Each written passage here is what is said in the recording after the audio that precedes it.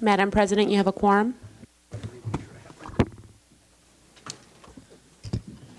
Thank you. Agenda would be helpful. Madam President, if I can report from closed session. At tonight's closed session, the board voted to ratify the appointment of the following public employee contract, which is subject to contractual agreement by the Chancellor.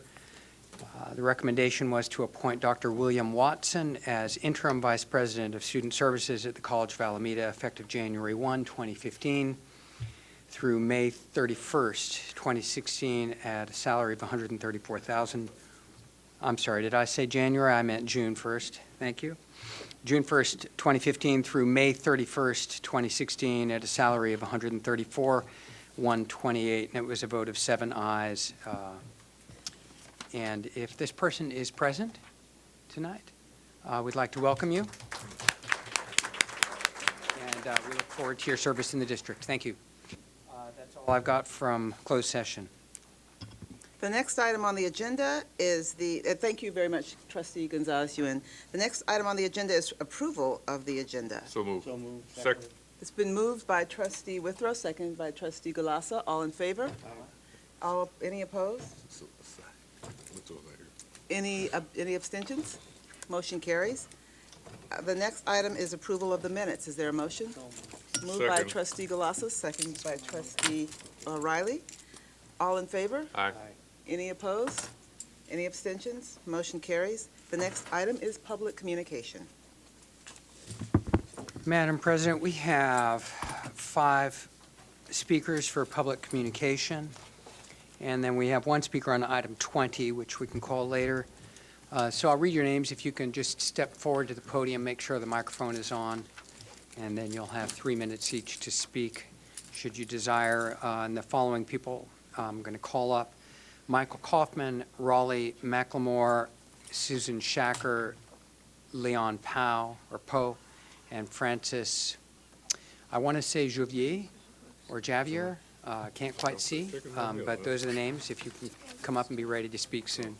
Michael Kaufman. Welcome. Thank you.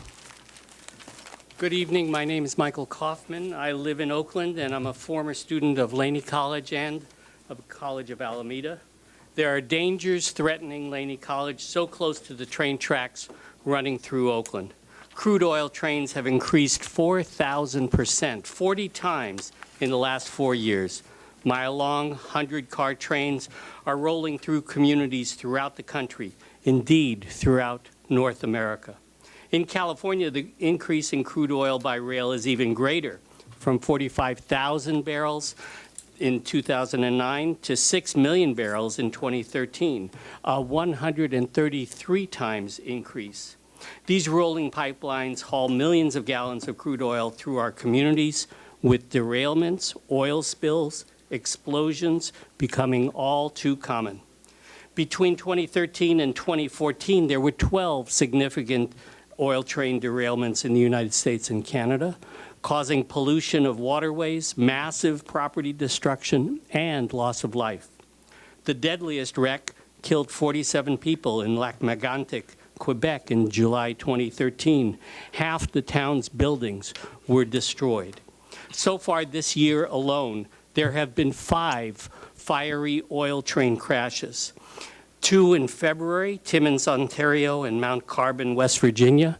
The fires were let to burn for days. 2 in March, 1 in Galena, Illinois, and 1 in Gogama, Ontario. Again, in Ogama, 35 cars derailed. 5 fell into the Makami River. Fires burned for days. And just last week in Heimdall, North Dakota, the train derailed and blew up with 6 tankers carrying 180,000 gallons. The town was evacuated. Our Peralta College District must respond to these dangers. Phillips 66 refinery near San Luis Obispo is being retrofitted to handle tar sands crude oil. If the refinery upgrade is allowed to go forward, then hundreds of crude oil tank cars will roll every week within 1 block of this boardroom. The San Luis Obispo Planning Commission has not yet decided to approve their upgrade. Please write to SLO and to the SLO Planning Commission and City Council to urge them to stop these tar sand refinery upgrades. In your packet that I've had being distributed to you is a sample resolution for Peralta and copies of the actual text passed by the Oakland School Board and by the Oakland City Council. A rail disaster here would heavily pollute the lake and the estuary. The first official wildlife refuge, designated in 1870, has been listed on the National Register of Historic Places for 50 years. That's our lake. The lake will be forever destroyed by a tar sand spill, essentially a poisonous diluted asphalt, since this kind of spill cannot be cleaned up. The federally defined evacuation zone, as you can see in your packets, includes Laney College, its students, its teachers, administrators, workers, property, and buildings, including this building within the blast zone. Please help stop these trains. Please act at your very next meeting. Thank you. Thank you very much, Mr. Kaufman. Raleigh McLemore. Good evening. Thank you for letting us speak. My name is Raleigh McLemore. I am a retired science teacher in Oakland and a proud graduate of Laney. My entire future was shaped by this school because I hadn't gone to college, and Laney let me succeed, and I appreciate that. I also would like to see Laney lead, and right now, a number of school districts in the Bay Area, Berkeley, Oakland, San Leandro, San Lorenzo, Hayward, Fremont soon, and San Jose next, have all signed these statements opposing these oil trains. And my experience in teaching after I left Laney, I became a teacher, was always I was the disaster preparedness coordinator. And every school I've been to, it's been my key goal is to make sure that the security and the safety of the students is paramount. And I feel like I was well taught here to do that. Okay, so you've heard about the facts of the trains. You prepare for earthquakes, and the train offers a whole new danger here for us. Because an earthquake we can prepare for in a certain way, but an oil train, especially the kind that might explode, is going to be a horrifying experience for not only Met West and the other Oakland public schools near you, but for the Laney itself. And I'm here basically to say that in the training I had in hazmat and in core training in earthquake preparedness, just for a moment, imagine what might happen should there be a derailment of these trains. At Laney, if the firefighters ordered an evacuation, which they will, as there's no way to stop the fire, and they're simply told to evacuate the neighborhood until things stabilize. Laney students, if they're like me, would head straight for the parking lot if they have cars, or straight to BART. BART's parallel to the tracks, the parking lot's going directly to where the danger is. If these trains are authorized and they come through, Peralta colleges are going to have to do a whole new evacuation plan. It's going to be a very different situation because it's not lock down and wait. It's basically leave the area, try and get a mile distance or longer depending on whether the train is burning or exploding. So it's a huge problem, but you have an incredible opportunity here.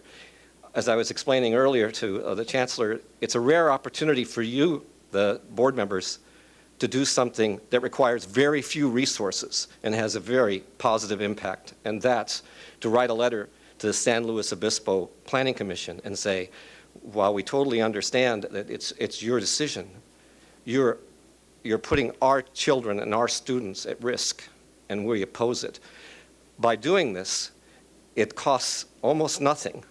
By refusing to do it, you lose your voice and you lose your leadership for the students that I see, because they're looking to you and you should lead on this. You should be right up there. And this is your opportunity to solve a problem before it happens and not have to preemptively try and figure out what to do because the problem is already upon us. So thank you for listening to me. My name is Raleigh McLemore. Thank you very much, Mr. McLemore, and thank you for your service to Oakland school students. Susan Shacker. Hello. Hi, everyone. I'm Susan Shacker. I taught at Laney for many years. I haven't been to a board meeting for a while. It's good to see everybody.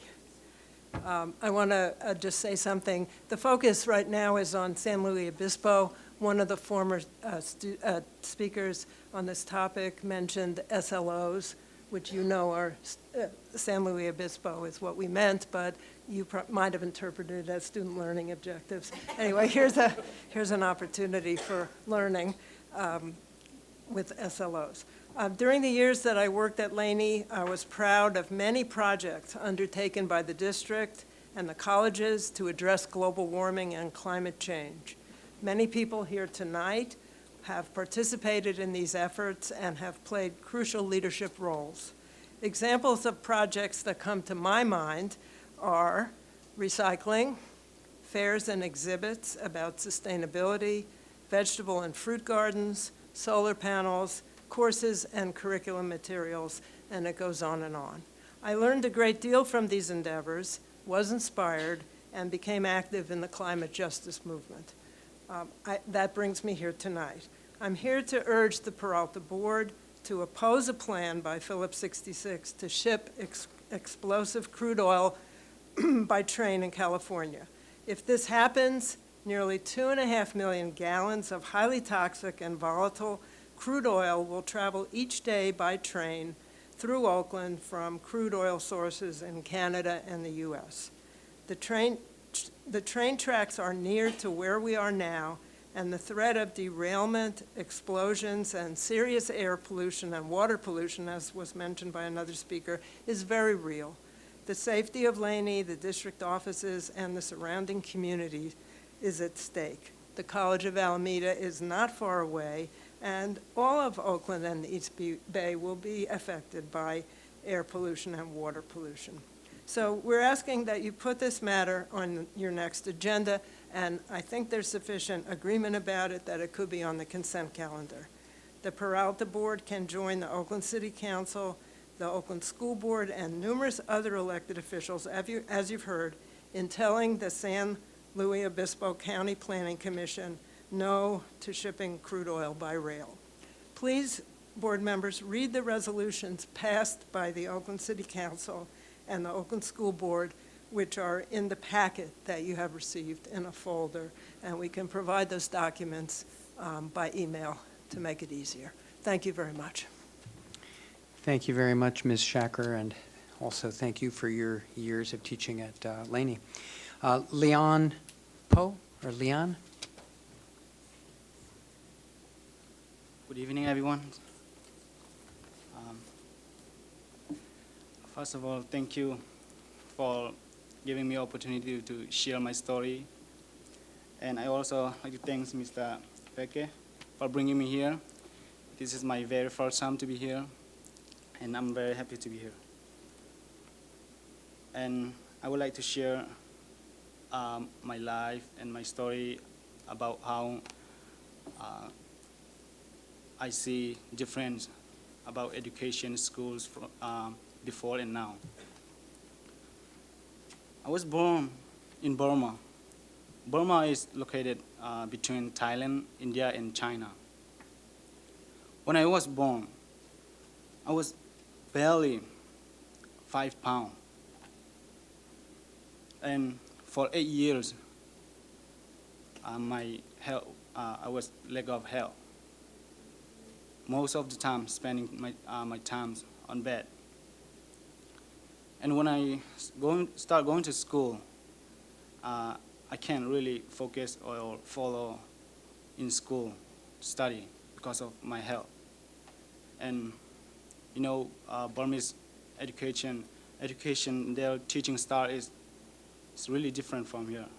You don't know how to do homework, you don't do your homework or can't follow in the class, they don't give me extension or explain me again. They beat me, you know, on my legs or on my butt or on my hands, sometimes on my head. And at that time, school is, in my opinion, like as I see, school is like being in hell for me. I don't want to go to school. When I go to school, I can't follow so teacher are asking me like on criminal. What's that mean? What's that called? Tell me about this. I can't really follow. So school is, I don't really want to go to school at that time. And in 2008,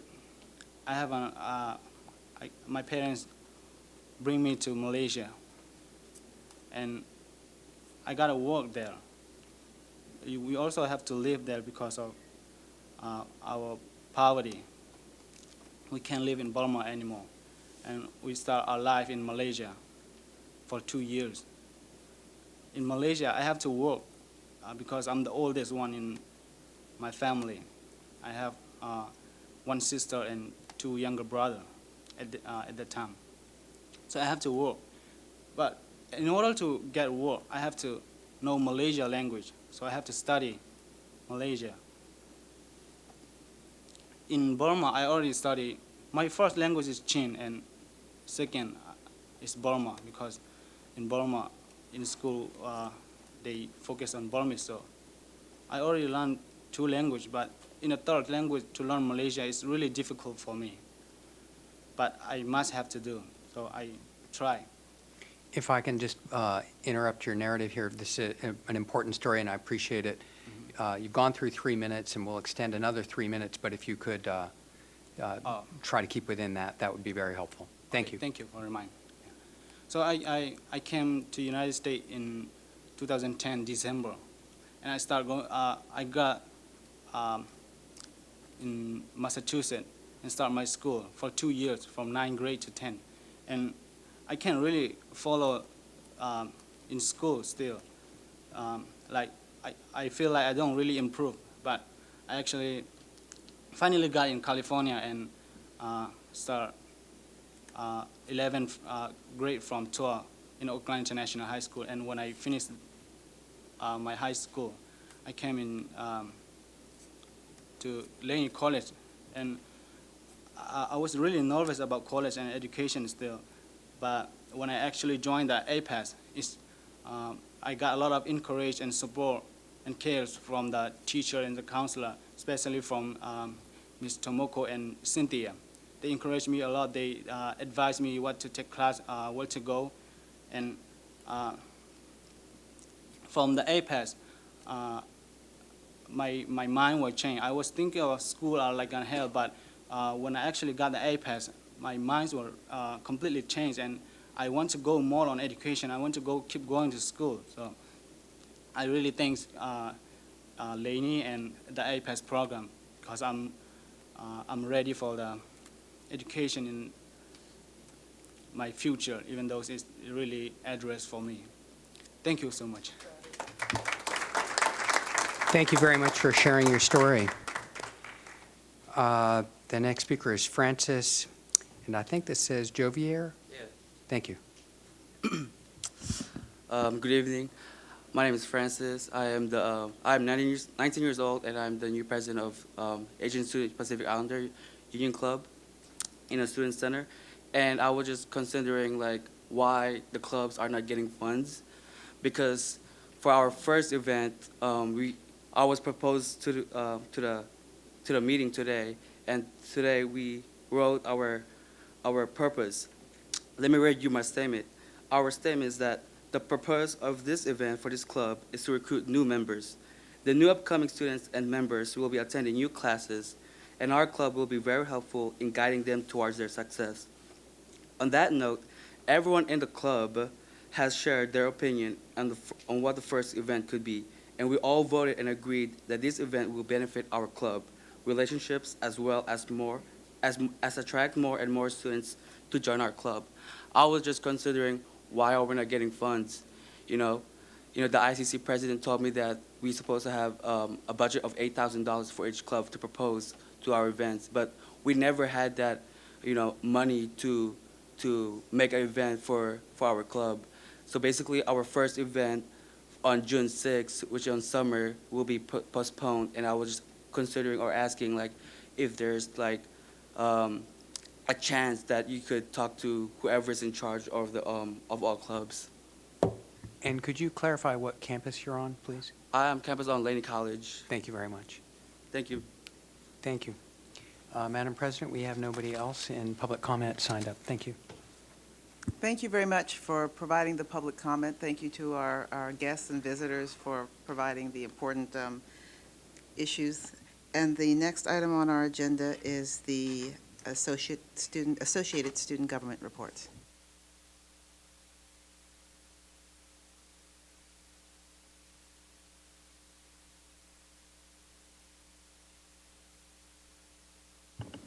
Thank you. Good evening. My name is Adrian Bouillon. I'm from the College of Alameda, and I'm the Vice President of Operations for the Associate Students.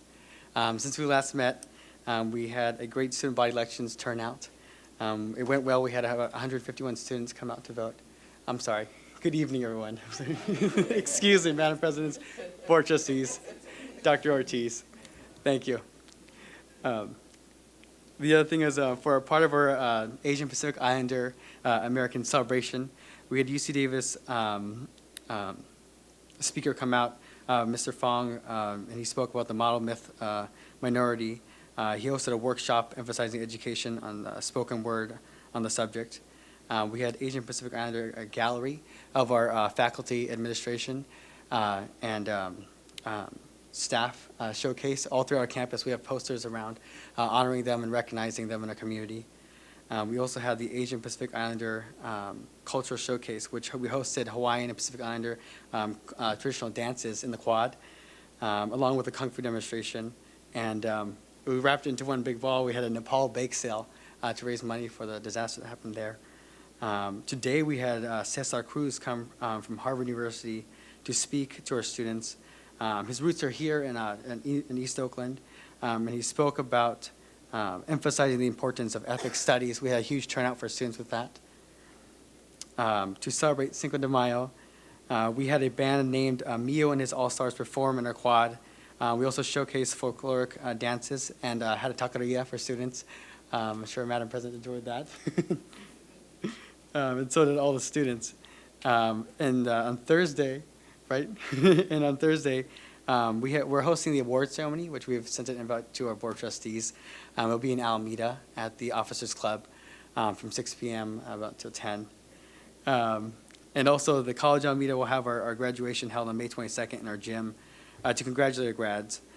We are also hosting, the ASCOA is hosting a graduation reception for them and their families. I'll keep it short and sweet, and I'll thank you for receiving a report tonight. Thank you. Thank you. Hello and good evening, everyone. My name is Malik Banks. I'm a senator with the ASBCC, and my senatorial focus is community building. So as a proud member of the Elections Committee, I speak for us when I say we are proud to announce we have finalized our results of the election for the 2015-2016 school year. The results reads as follows. President Brianna Rogers, VP of Administration Katie Miller, VP of Programs Mawan Franklin, VP of Finance Matthew Gregory, VP of Public Relations Begonia Herbert, and all the senators include Gabriela Manrique, Hiso Cho, Sarah Levin, Marianne Gonzalez, Dave Ivan Cruz, Kathy Zhang, Andrew Carmody, Matthew Armstrong, and Shishe Sabatu. In other news, the ASBCC held our first Mental Health Awareness Week. The project was spearheaded by one of our senators, Emma Carblom. Her senatorial focus is special populations. It was a week-long event that took months and months of planning, but overall it was very successful. Currently, we're planning on having retreats for the incoming council, and I speak for all of us when we say the council is looking forward to a very successful 2015-2016 school year. Thank you. Thank you, Mr. Banks. The next item on our agenda is the Chancellor reports. Thank you very much, President Brown, and good evening.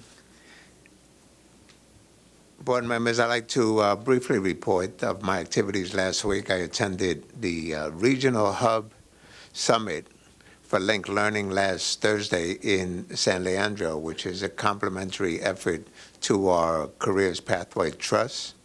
It was a summit attended by our regional K-12 partners, our community college partners, including Contra Costa colleges and Cibola Esposito colleges, and it included some of our four-year institutions, i.e. UC Berkeley. That effort is one of our priorities here at Peralta. As you know, we are the fiscal agent for a $15 million grant on the Career Pathway Trust, and I want to compliment Rebecca Lecoq and Karen Engels for their effort in keeping this regional partnership moving forward. I also, last Friday, attended, as many of you have attended, the Building Trades Council Unionist of the Year, and I'm sad to report I was not selected, and maybe someone in the Bonilla family was selected. So that's my activities for last week. We're getting ready for graduations in the next couple of weeks, starting with the African American graduation this Saturday, and then all the colleges will proceed next week. At this time, I want to introduce Dr. Debbie Budd, who has a brief update on activities at Berkeley City College. Great. Thank you, Chancellor. Board of Trustees, I wanted to make sure that I announced the wonderful news that we received last week that Berkeley City College was one of 5 agencies to receive a grant from the Office of Statewide Health Planning and Development for $500,000 to train peer personnel over the next several years. It will allow our students to have peer internships and receive stipends, as well as help build our public and human services program. So we let you know of that application, and we were just thrilled to learn last week that we were selected. Yeah, thank you.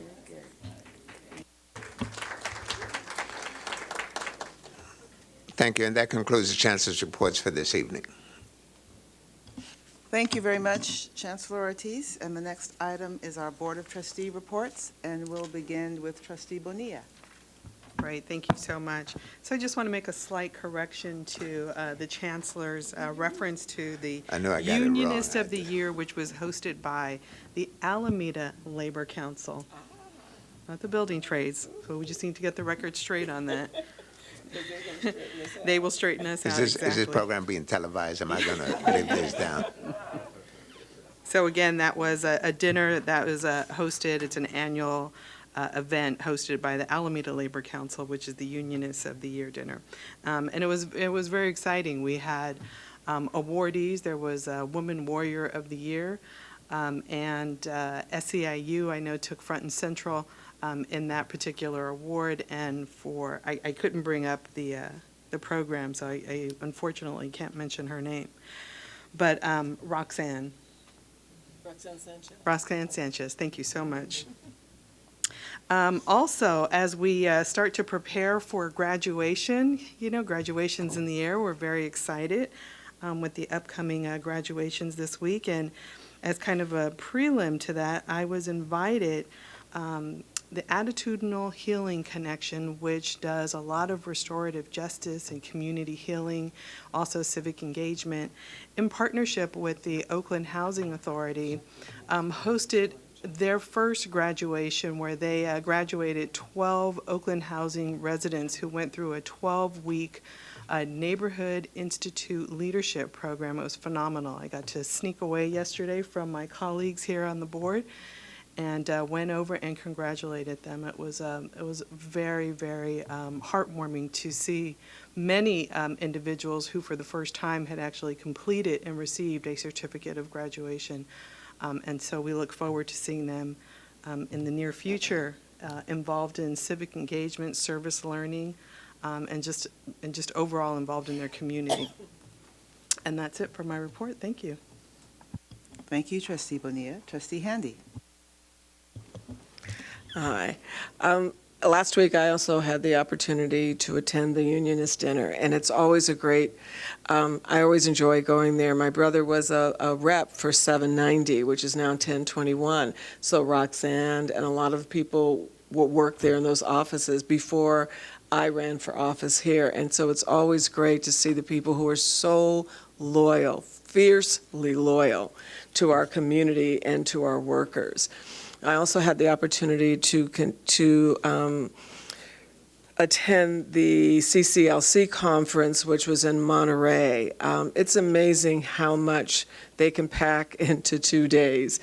I think people often think that we're going on a jaunt, but we are in sessions from very, very early in the morning and go until sometimes quite late in the evening. But it's also a wonderful opportunity to meet with our colleagues from across the state and find out what's working for them, what's not working for them. I had an opportunity to attend the African American Caucus, which Trustee Brown is the chair for. And we were able to have agreements with the API Caucus and the Latino Caucus to convene in, I believe, our November meeting to just try to talk about the issues that are important for all of the different groups and to share ideas again and see how we can support our students. So it's very busy, but also very eventful occasions, and I was glad I had the opportunity to attend. Trustee Riley. Trustee Riley is always out doing fundraisers for kids. He's not going to talk about it, but he's almost every weekend on the road doing fundraisers for kids in communities all up and down the state of California. But I'm not going to mention that because he's passed on this report. So I'd just like to add that with Trustee Bonilla and Trustee Handy that I had the opportunity to go to the Unionist of the Year dinner, and Peralta supports that dinner every year, and we thank the Chancellor for buying a table and for supporting our employees and our communities and the families that make up Peralta that are part of that community that visits that's part of our working people and that really are who we are and what our community is comprised of. And I'd also like to congratulate our college presidents for having representatives at the Student Equity Summit. I know we had our faculty senate president from Laney College. We had Dr. Debbie Budd there, and it was just an awesome representation. I had an opportunity to be invited to go to that Student Equity Summit. I was really honored to be invited. It has to be the best conference I've attended since I've been a trustee because it was all about student achievement, and it was all about how we could work together as trustees and CEOs and faculty and staff to support students. And the real issues, the issues that we've all experienced and carry the feelings, were up on the screen. They have names for these things now that I recall going through being in school and in the work world. They're very scientific names and ways to address them now. So it was nice to see that done and that work done. And I just want to thank our representatives, Lisa Cook and Dr. Budd, and our representatives for being there and for really caring about students. And also the conference in Monterey. I'm beginning to forget what weekend it is because there's been a lot of conferences and a lot of learning, but it's been worth it.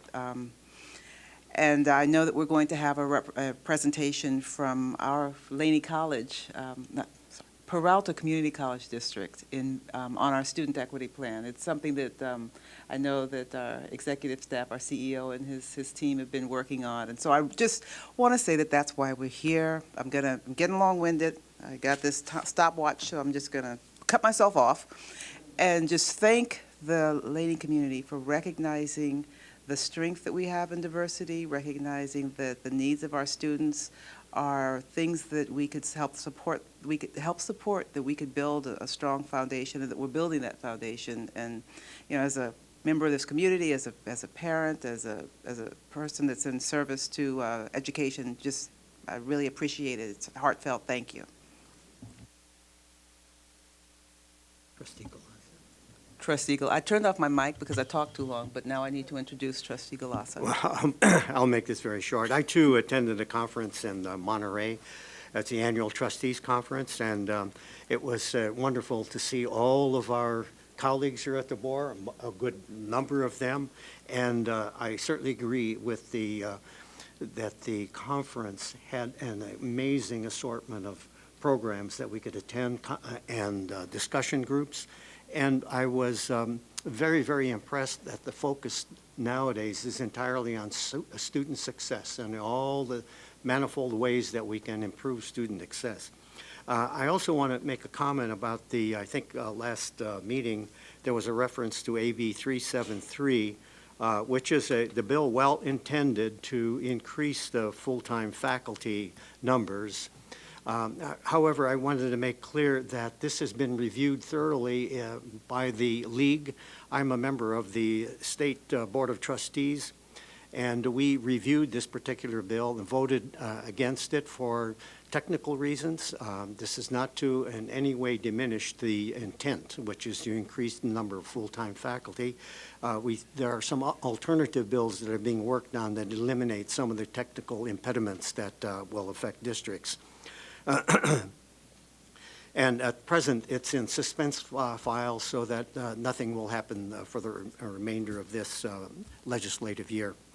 That ends my report. Trustee Gonzalez-Yuen. Thank you very much. I have nothing to report at this time. Thank you. Trustee Oliver.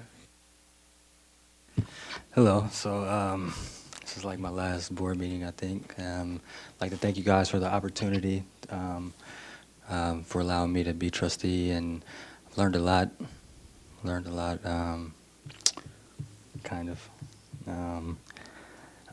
So anyway, a few things I've done recently is I've went to the East Bay Career Pathways Trust. It wasn't like a conference, but it was like a talk on the work that the Peralta Community College has been doing with K through 12, and yeah, I can't wait to see how that turns out. The hard work you guys have been putting in to increase access for education. So so I went to that, and I went today to College of Alameda, and I'd like to thank College of Alameda for putting on an event, having Cesar Cruz there. And I'd like to thank Lasana Hotep for taking me to both of those events. He's kind of trying to help me, you know, get some positive things to do instead of sitting here talking bad about you guys and stuff. So I'd like to thank him for that. Speaking of that, I wasn't really going to say anything bad, but I was trying not to, I promise, I swear. But, so my man Francis, what's up, from Laney, came and spoke about student club funds. And what that has to do with is,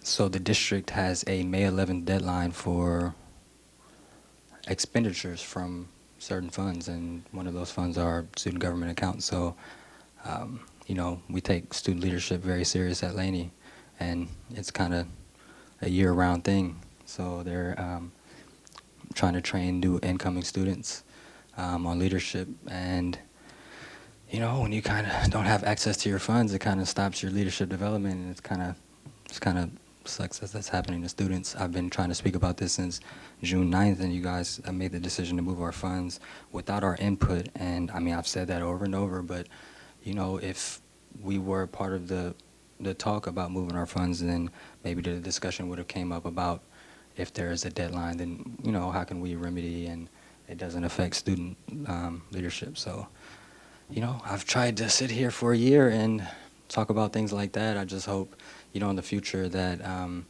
things I've really strong on when it comes to student funds, the main thing I'm talking about is shared governance. You guys, I don't care if you guys moved our funds. I'm not going to lie to you guys. Sure, you can move it, but the fact is you guys did it without our input, and that's not right. There are state laws behind that, and we have rights.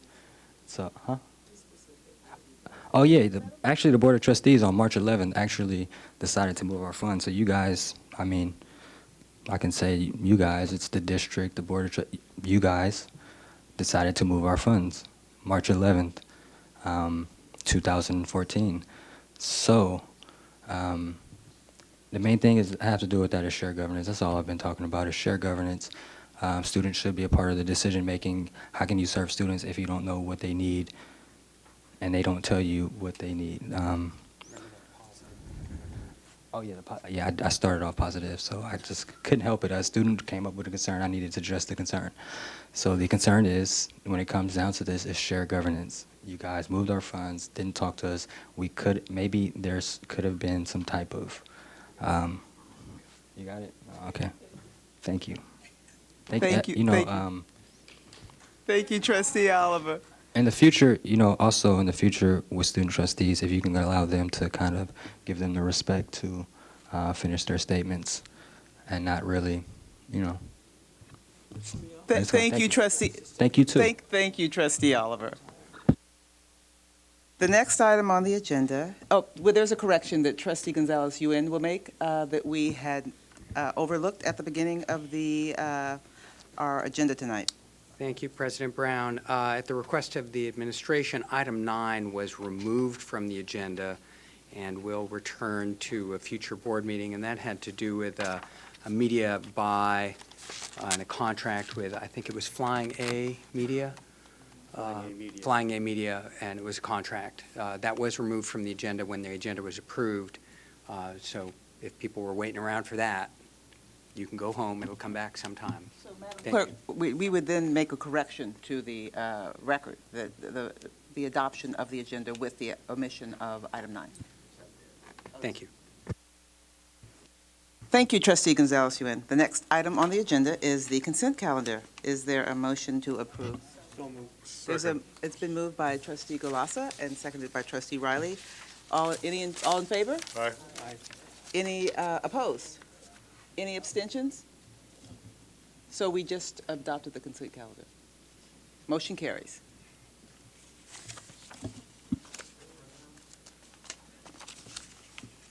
I am so sorry. We've been in meetings all day today and court this morning. I'm going to humbly apologize. Our wonderful Academic Senate President, the District Academic Senate report is before the consent calendar. I've made an egregious error, and I beg your apology. Thank you, Madam President. And good evening, trustees, Chancellor, District Administration Center staff, college presidents, colleagues, and members of the public. My report tonight is brief and consists of updates on projects that you've heard about during these meetings over the past academic year. In response to one of the public speaker's comments several board meetings ago, Trustee Withrow and others of you expressed concern regarding what faculty are doing to help reduce the high cost of textbooks. After taking that message to the District Academic Senate, we prepared an outline of a recommendation that responded to your concerns, after which it was forwarded to the Chancellor for action on March 18th. Although we heard nothing from the Chancellor 2 weeks ago after meeting with Deputy Chancellor Gravenberg regarding this and related matters, we received the good news that our proposal had been accepted. We very much appreciate the Deputy Chancellor's intervention on our behalf and his follow-through with Vice Chancellor Orkin, whereby it has been approved that faculty will get reassigned time to work on an initiative to reduce textbook costs, including the use of open education resources. To summarize, we will identify 8 faculty members from different disciplines, 2 per college, to develop a plan for determining which discipline faculty will participate in a pilot use of OER in their classes and for professional development that will support the expansion of this pilot into more widespread use. We expect the planning process to begin this fall and to continue through academic year 2015-16. There will be periodic reports updating you on our progress during the fall and spring semesters. We recently launched this process with an extensive presentation during our last DAS meeting from 2 open education resources representatives, Una Daly and Domi Enders, both very well known in the OER community. They were guests of Dr. Fabian Banga, Modern Languages faculty at Berkeley City College, where another OER project is underway. As mentioned previously, you will hear more in the months ahead, but we wanted you to be aware of our progress thus far. In mid-December, we also proposed faculty reassigned time for another project that will ensure effective faculty participation in several of the regional initiatives under the leadership of our Director of Development, Dr. Karen Engel. Again, thanks to Deputy Chancellor Gravenberg's intervention, we recently learned that this proposal was accepted, and we will be working out with Vice Chancellor Orkin the details of what, when, and how this will develop during the fall semester. That concludes my report for tonight. Thank you for receiving it. Thank you very much, Thank you very much, Dr. Van Putten. I must say that we are so very grateful for the work that the Academic Senate has done for students with respect to the textbooks and what you're doing now to work on the CTE programs or work with Dr. Engel. That was one of the main focuses of the Student Equity Summit, was working with the Academic Senate. And as a trustee, we could hope, we could dream, we could wish, we could plan, but the rubber hits the road when the faculty and the staff and the administration come together and make these plans real. So that's something that it's going to make all the difference in the world. We're so grateful, so very grateful that you're working on those issues, that the Academic Senate is working on those issues. We appreciate that encouragement. Madam President, before we actually adopt the consent calendar, if we could revisit this, because we did have public comment on item 20. My apologies again. That's And quite all right. welcome to the microphone. Thank you, Madam President. I suppose it's a little anticlimactic now that the matter's already been settled, but thanks for having me up. I'm Matthew Goldstein, President of the Peralta Federation of Teachers, and tonight I just wanted to announce that PFT is pleased with the tentative agreement that is going before the board tonight, or that has already gone before the board tonight. As I lamented here several times over the last year, negotiations slowed to a crawl at a number of moments during that arduous negotiation process. And there were times when we despaired of reaching a deal before the year closed. So as I say, PFT is quite satisfied that it managed to work closely with the district to come up with a mutually satisfying result. I wanted to thank the PFT negotiating team for sticking with things over the course of the last year or more, and also the district negotiating team, and particularly Trudy Largent and Susan Rinney, with whom we were in 11th hour talks down to the 11th hour, I suppose, very, very late. So thanks to both sides for working hard to hammer out an agreement. The agreement, as I've said, is quite satisfactory to PFT and to the district, I'm guessing, and I'd like to say that after years of givebacks and sacrifice, the faculty feels good that this is a step toward making the faculty whole, and again, ensuring that we can continue to look at the most pressing issues facing the district, including expanding the ranks of our full-time faculty, addressing accreditation concerns, of course, and choosing and starting to work with a new chancellor. So thanks very much. I guess I would only add that I would like to see the district and the board and PFT and the other collective bargaining units work together closely in the year ahead on renewing Prop 30, which looks like it's headed for the ballot in 2016, and the split rolls on Prop 13. Those are two big initiatives that will be likely on the ballot in November 16 and will likely have pretty positive consequences for higher education. So thanks very much.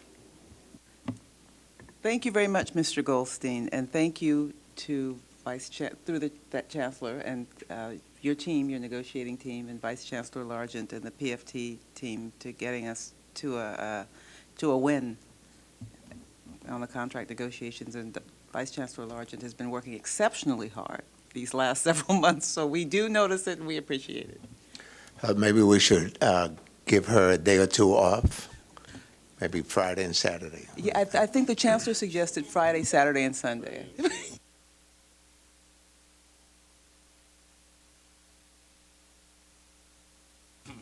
Well, I believe we have misbehaved enough, and it looks like we've come to the end of our agenda, and we have announcements.